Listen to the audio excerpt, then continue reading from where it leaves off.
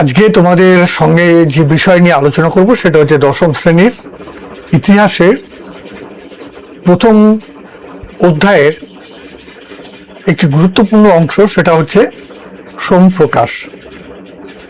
এবার এই সোমপ্রকাশ পত্রিকায় আমরা কি আলোচনা করব? এখানে সোমপ্রকাশ পত্রিকা সম্পর্কে খুব সংক্ষেপে পয়েন্ট ভিত্তিক কিছু তথ্য আমি তোমাদের সামনে রাখব, যে তথ্যগুলো তোমাদেরকে যে কোনো ধরনের এই সোমপ্রকাশের উপরে যে কোনো ধরনের ছোট টিকা বা উত্তর অথবা যে কোনো সংক্ষিপ্ত প্রশ্ন যদি এখান থেকে আসে, তাহলে তোমাদের সেই উত্তরগুলো তোমরা এখান থেকে খুব সহজেই দিতে পারবে। কি করতে হবে তোমাদেরকে আমি একটু বলে দিই, তোমরা একটু শোনো। তোমাদের যেটা করতে হবে সেটা হচ্ছে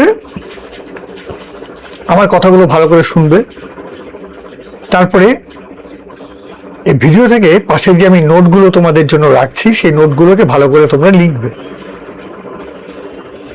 লেখার পরে সেগুলোকে 2 থেকে 3 বার ভালো করে পড়বে, পড়ে তারপরে তোমরা না দেখে লেখার চেষ্টা করবে।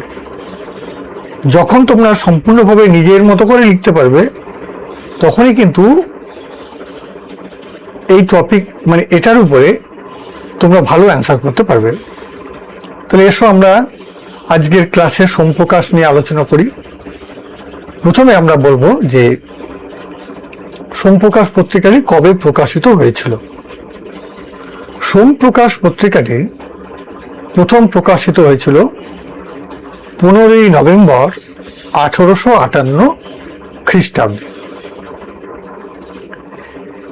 এবার আমাদের জানতে হবে যে এই সোমপ্রকাশ পত্রিকাটি কে সম্পাদনা করেন, সম্পাদনার আগে কে পরিকল্পনা করেন। সোমপ্রকাশ পত্রিকাটি সম্পর্কে চিন্তাভাবনা বা পরিকল্পনা করেছিলেন ঈশ্বরচন্দ্র বিদ্যাসাগর মহাশয়, এবং এই পত্রিকাটির সম্পাদনা করেছিলেন দ্বারকানাথ বিদ্যাভূষণ মহাশয়। এখানে একটু কথা আমি বলি তোমাদেরকে। তোমরা সাধারণত মানে ছেলেমেয়েরা যে ভুলটা করে থাকে, কে সম্পাদনা করেছিলেন এই জায়গায় হয়তো অনেকে ভুল করে ঈশ্বরচন্দ্র বিদ্যাসাগরের নামটা তোমরা লিখে দিতে পারো। তাই এই জায়গাটা কিন্তু তোমাদের খুব ভালো করে মনে রাখতে হবে যে পরিকল্পনা এবং সম্পাদনা দুটো কিন্তু ভিন্ন ব্যক্তি।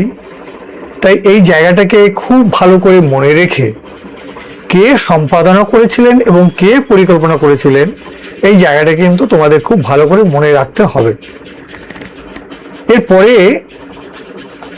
আমরা আলোচনা করব যে এই সোমপ্রকাশ পত্রিকাটি কি ধরনের পত্রিকা ছিল। এটি একটি সাপ্তাহিক পত্রিকা ছিল এবং এই পত্রিকাটিকে বলা হয় প্রথম রাজনৈতিক পত্রিকা। তাহলে আমরা জানি দৈনিক পত্রিকা বলতে যে পত্রিকাটি প্রতিদিন প্রকাশিত হয় সেটাকে বলা হয় দৈনিক পত্রিকা। যেটা 15 দিন পর একবার প্রকাশিত হয় সেটাকে বলা হয় পাক্ষিক পত্রিকা। যেটি মাসে একবার প্রকাশিত হয় সেটাকে বলা হয় মাসিক পত্রিকা। যে পত্রিকাটি 3 মাসে একবার প্রকাশিত হয় তাকে বলা হয় ত্রৈমাসিক পত্রিকা। কিন্তু সোমপ্রকাশ পত্রিকাটি সপ্তাহে একদিন প্রকাশিত হতো, তাই সোমপ্রকাশ পত্রিকাটি হলো সাপ্তাহিক পত্রিকা। এখন প্রশ্ন, এই পত্রিকাটি কোথা থেকে ছাপা হতো বা প্রকাশনা হতো? কলকাতার আভা স্ট্রিটের চাপাতলায় সিদ্ধেশ্বর লেন থেকে এটা প্রকাশিত হলো। এবার আমরা জানবো যে এই পত্রিকাটির বিষয়বস্তু কি ছিল। বিষয়বস্তু জানাটা কিন্তু খুব দরকার। পয়েন্ট 1, সরকারি কাজে সমালোচনা করা। সরকার ভালো কাজ বা ত্রুটিযুক্ত যদি কোনো কাজ করে থাকে সেই কাজের ভালো মন্দ বিশ্লেষণ করা।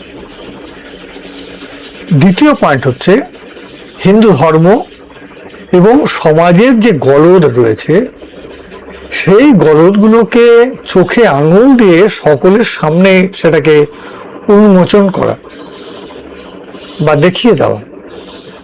3 নম্বর পয়েন্ট হচ্ছে কেশবচন্দ্র সেন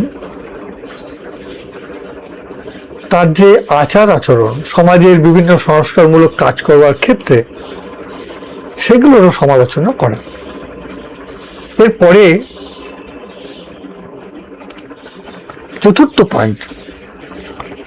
পয়েন্ট হচ্ছে বাঙালি মধ্যবিত্ত পরিবারের ইংরেজি কালচার এবং দেশীয় কালচার মিলেমিশে যে একটা অদ্ভুত পরিবেশ তৈরি হয়েছিল তারও সমালোচনা করা। সেই সময় ইংরেজ শাসিত বাংলায় বাঙালি বিশেষত বিভিন্ন বিলেতি বাণিজ্যিক সংস্থা কিংবা সরকারি ক্ষেত্রে কাজ পাওয়ার জন্য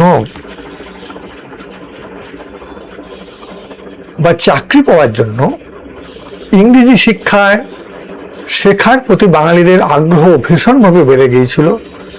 পাশাপাশি বাঙালি জাতির নিজস্ব যে সত্তা, যে কালচার, সেটাও তাদের ছিল। এই যে দুটো মিলে যে একটা অদ্ভুত পরিবেশ তৈরি হয়েছিল আচরণের মধ্যে, তারও সমালোচনা কিন্তু এই সোমপ্রকাশ পত্রিকায় কিন্তু করা হয়েছিল।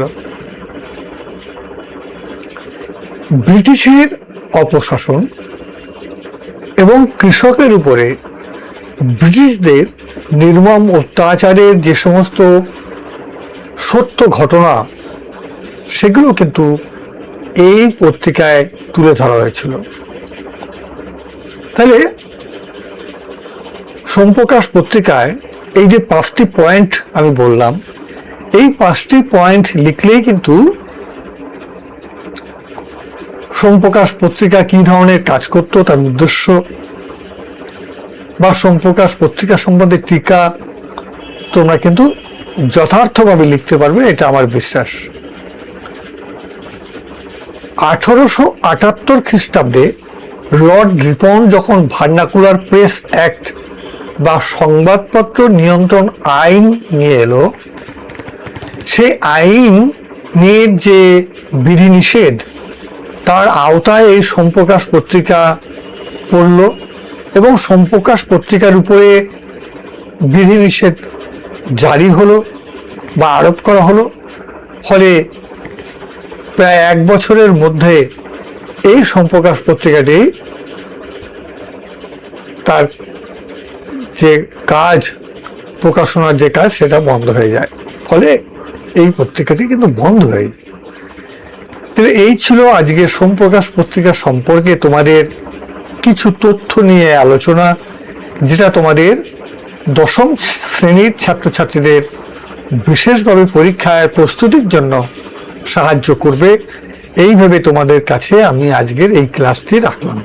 তোমরা ভালো করে স্টাডি করবে এবং বারবার এটাকে কিন্তু শুনবে এবং নোটগুলোকে লিখে নিজেকে প্রস্তুত করবে। তা আজকে এখানেই থাকছি, পরের ক্লাসের জন্য তোমরা অপেক্ষা করো।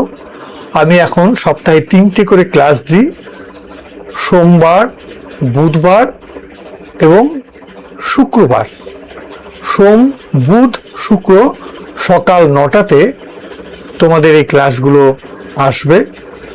এখন তো তোমাদের সামার ভ্যাকেশন চলছে, তোমরা এই সময় কিন্তু বাড়িতে বসে আমার এই ভিডিও থেকে তোমরা কিন্তু এই ইতিহাসের প্রস্তুতিগুলো সেরে রাখতে পারবে।